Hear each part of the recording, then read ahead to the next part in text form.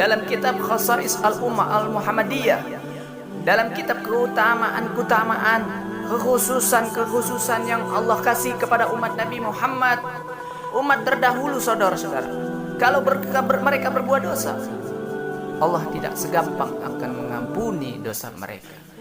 Bani Israel kalau mereka berbuat dosa, mereka harus cari jurang yang tinggi, loncat ke bawah sampai mati, baru diterima tobatnya oleh Allah.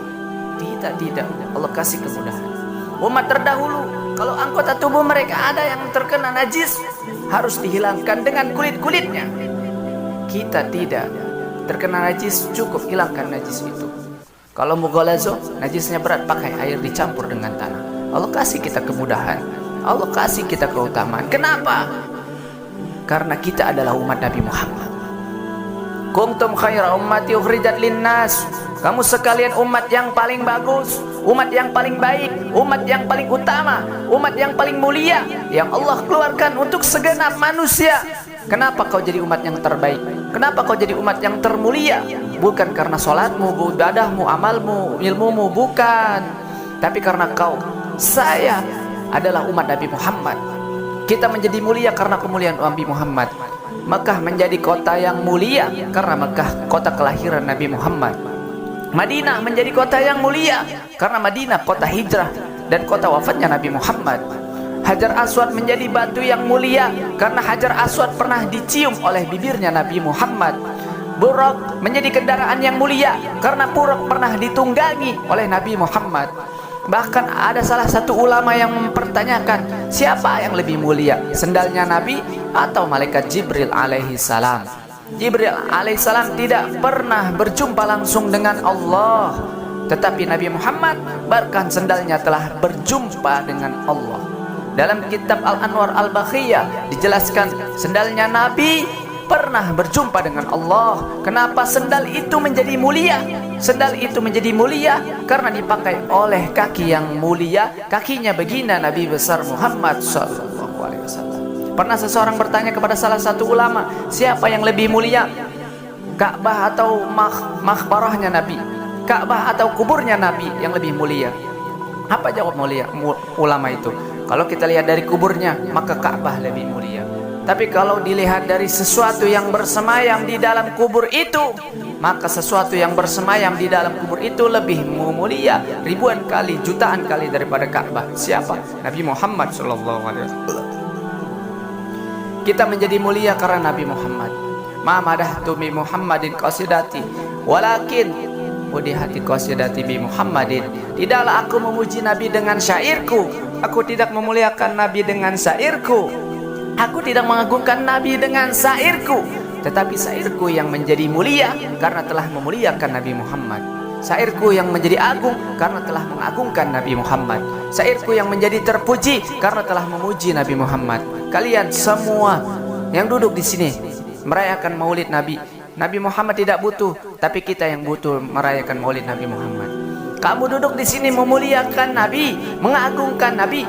Nabi tidak butuh, tapi kamu yang butuh untuk memuliakan dan mengagungkan Nabi Muhammad. Kamu duduk di sini bersolawat kepada Nabi, memuji Nabi, mengagungkan Nabi.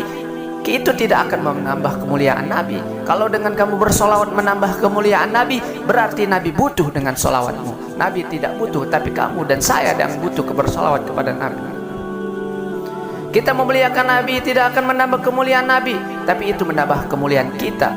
Kita tidak bersolawat, tidak mengagungkan beliau, itu juga tidak mengurangi kemuliaan beliau. Karena beliau kemuliaannya, lautan jadi tinta, pohon jadi pena digunakan untuk melukis kemuliaan Nabi. Lautan jadi tinta, pohon jadi pena tidak akan sanggup untuk melukis tentang kemuliaan Nabi Muhammad. Maka saya dan kalian menjadi mulia karena kemuliaan Nabi Muhammad sallallahu alaihi wasallam. Nabi Allah Adam alaihi salam. Saudara-saudara, Allah memerintahkan kepada seluruh penghuni langit untuk bersujud kepada Adam. Kenapa?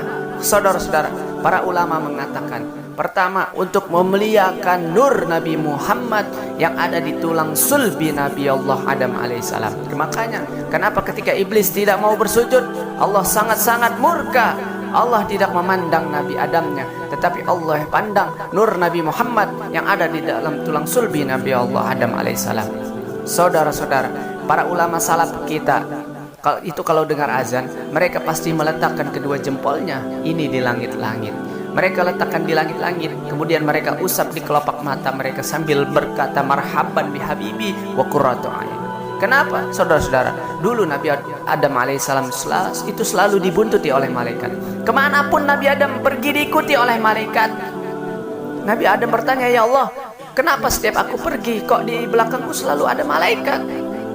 Apa kata Allah? Karena mereka tertarik dengan nur yang ada di dalam tulang sulbimu. Apa? Nur yang ada di dalam tulang sulbimu. Nur itu adalah nur daripada nanti salah satu cucumu. Kemudian apa kata Nabi Allah Adam alaihissalam? Ya Allah, kalau begitu tolong pindahkan nur ini Nabi Allah Adam alaihissalam. Dipindahkan nur Nabi Muhammad di hadapan Nabi Allah Adam alaihissalam. Ketika di hadapan malaikat yang di belakang semua berdiri di hadapan Nabi Allah Adam alaihissalam. Nabi Adam ini penasaran seperti apa bentuknya nih nur, sampai malaikat begitu tertarik. Apa kata Nabi Allah Adam? Ya Allah, kalau begitu tolong pindahkan nur ini di kedua kukuku agar aku bisa melihat seperti apa nur itu. Ditaruh nur Nabi Muhammad di kukunya Nabi Allah Adam. Ketika Nabi Allah Adam melihat keindahan nurnya Nabi Muhammad, Nabi Allah Adam alaihissalam berkata marhaban bi habibi wa qurratu ain. Baru beliau ucapkan, lihat bagaimana Allah Subhanahu wa taala memuliakan Nabi Allah Adam, karena dalam tulang sulbinya terdapat nur baginda Nabi besar Muhammad sallallahu alaihi wasallam. Allah menyelamatkan Nabi Allah Nuh. Allah selamatkan Nabi Allah Nuh dari banjir yang besar, dari musibah yang besar. Kenapa? Karena dalam tulang sulbi Nabi Allah Nuh terdapat nur baginda Nabi besar Muhammad. Allah selamatkan Nabi Allah Ibrahim alaihissalam dari api Namrud.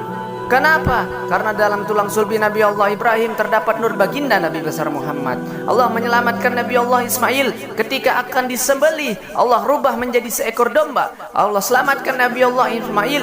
Kenapa? Karena dalam tulang sulbi Nabi Allah Ismail terdapat nur baginda Nabi besar Muhammad. Dan saya dan kalian nanti di akhirat akan diselamatkan. Kenapa? Karena saya dan kalian adalah umat Nabi Muhammad sallallahu alaihi wasallam.